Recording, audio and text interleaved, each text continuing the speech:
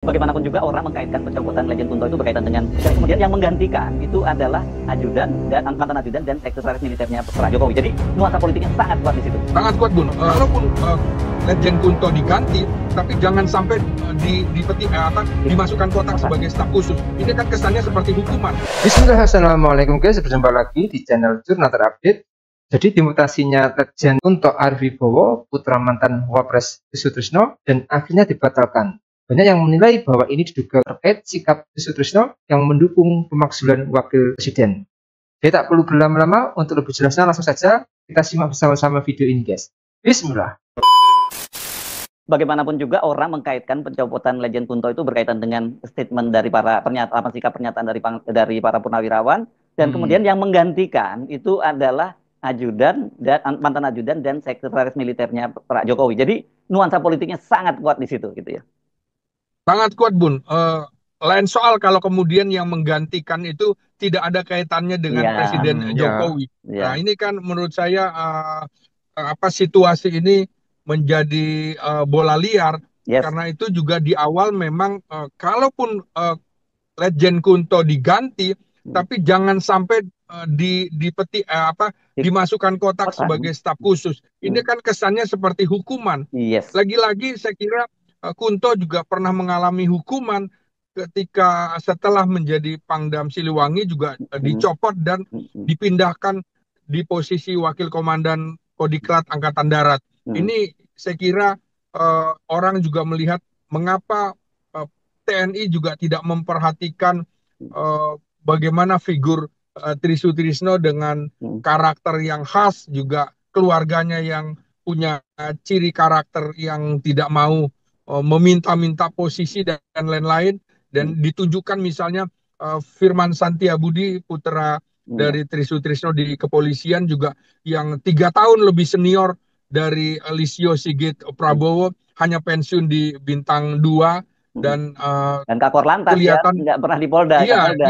Ini juga kan menunjukkan bahwa walaupun putra dari Jenderal Bintang 4 mantan Panglima ABRI, anak seorang pejabat, bisa sampai dapat posisi-posisi yang sangat strategis Bintang 3 dan Bintang 4. Demikian Bung Hersu. Drama atau operasi beberapa pihak yang coba memaksakan agar mantan ajudan Jokowi atau Laksda Hersa untuk bisa punya jabatan yang sangat strategis di TNI untuk dipaksakan menjadi Panglima Komando Gabungan Wilayah 1 untuk menggantikan Legend Kunto Arif Wibowo, bagi saya itu adalah upaya usaha mutasi yang sangat ugal-ugalan, adalah sebuah lelucon yang sangat tidak lucu. Karena di satu sisi, Laksda Hersan yang masih Bintang 2 itu coba dipromosikan menjadi Bintang 3, supaya dia kemudian bisa menjadi Panglima Komando Gabungan Wilayah 1. Sementara Legend Kunto Arif Wibowo yang sudah Bintang 3, yang merupakan anak Pak Tri Sutrisno, itu coba kemudian dinonjobkan atau dinonkomandokan menjadi staf sus kasat. Dari wilayah komando menjadi tidak punya komando sama sekali. Ya beruntung, keputusan atau mutasi ugal-ugalan itu akhirnya dibatalkan oleh Panglima TNI hari ini, karena ya memang sangat tidak wajar. Tapi kalau ini tidak dibatalkan, kalau situasi ini terus dibiarkan dan tidak ada evaluasi yang lebih lanjut dari Presiden dan Panglima TNI, maka situasi ini pasti akan sangat-sangat memanas sekali.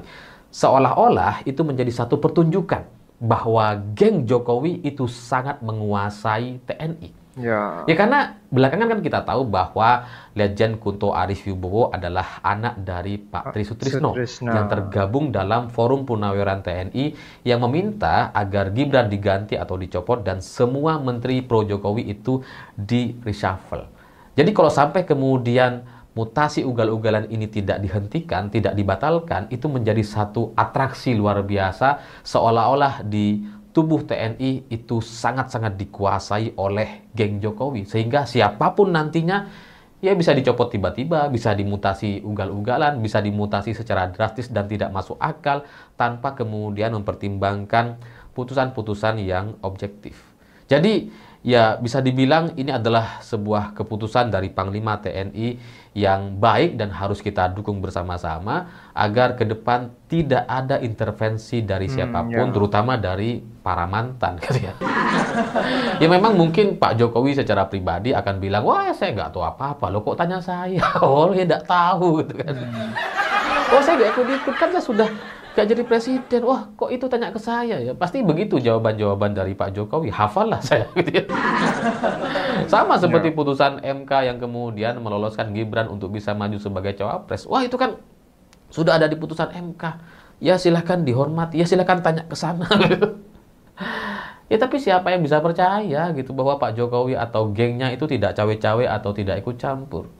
Ya kalaupun misalkan sampai sekarang ada orang percaya bahwa putusan MK yang mengubah undang-undang yang kemudian membuat Gibran bisa maju sebagai cawapres itu tanpa cawe-cawe Jokowi, ya mungkin orang-orang itu adalah orang-orang yang sangat bodoh sekali. Kalau masih percaya gitu ya, karena ya mustahil itu tidak ada cawe-cawe, mustahil itu tidak ada kepentingan atau intervensi. Ya kalau MK mungkin secara efek atau daya rusaknya itu tidak langsung terasa, karena itu soal aturan dan administrasi dan serta demokrasi.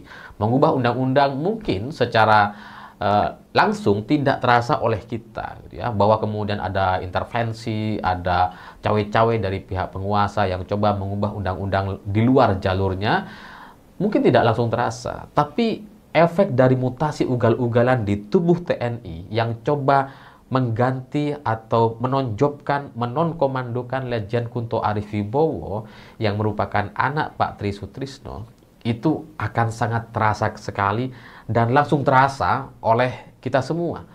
Karena kalau keputusan itu tidak dibatalkan, saya nggak ngerti bagaimana respon dari pihak atau orang-orang yang selama ini sangat-sangat menghormati Pak Tri Sutrisno. Bagaimana orang-orang akan melihat TNI sebagai sebuah lembaga institusi yang sangat bisa dipertanggungjawabkan dan objektif, itu rasanya menjadi sulit untuk kemudian bisa sampai di level itu lagi.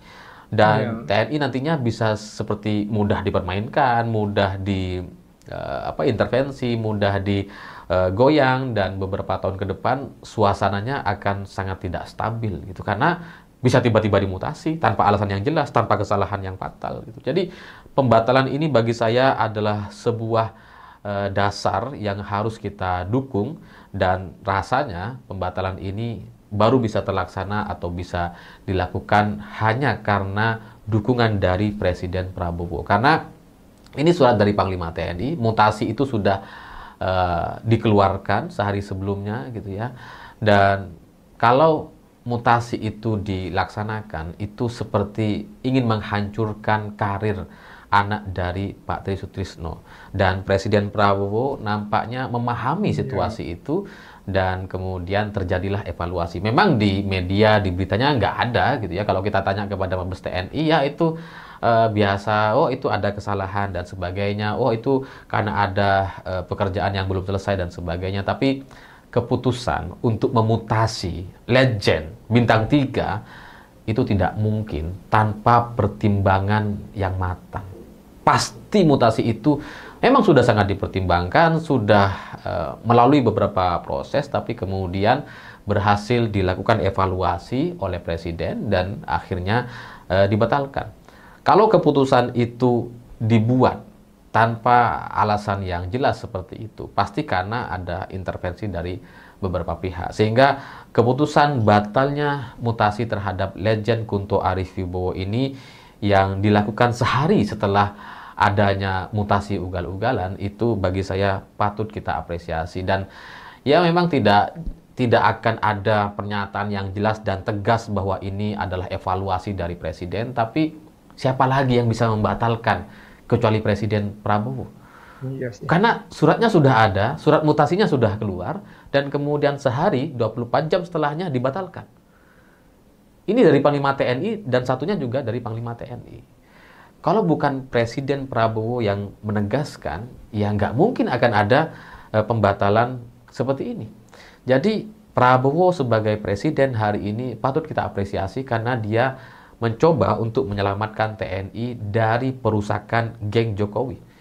ya geng Jokowi itu ya emang orang-orang yang nggak tahu aturan ya, karena mungkin background geng mereka itu memang ya tidak terlalu apa ya. Dulu ketika Pak Jokowi berkuasa juga memang bukan dari tubuh TNI gitu, mungkin tidak terlalu paham soal emosional yang bonding di TNI atau sensitivitas di lingkungan TNI, sehingga dengan apa ya, dengan ugal-ugalan bisa melakukan mutasi.